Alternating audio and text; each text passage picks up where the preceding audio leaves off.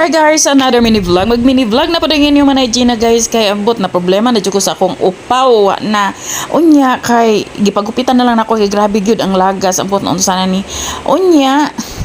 na may nakaingon dito nga ma'am ing anak ko gitipos ko sa una no kay kamunggay ra jud naka kapatubo sa akong buhok nya gituduan ko nya unsaon nya butangan og argan oil so mo na siya guys aning maningkamot ko kay grabe na jung nipisa sa akong buhok na unsa naman ni oy nya mo nang inganaon daw butang argan oil nya butang diha sa imong ulo sus grabe jud o tanawa di ba grabe na jud kanipis akong buhok guys sina na nag di ba hay just ko lord saon na lang ni ambot nga no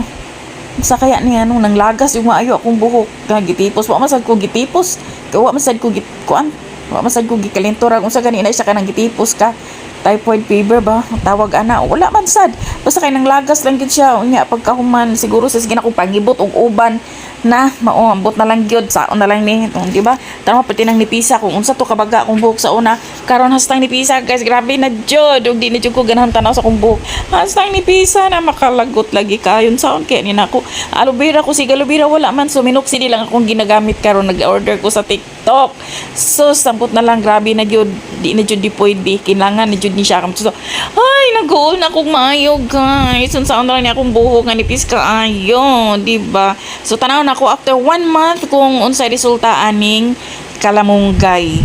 di ba so testingan gyud nako mo na every other day daw alternate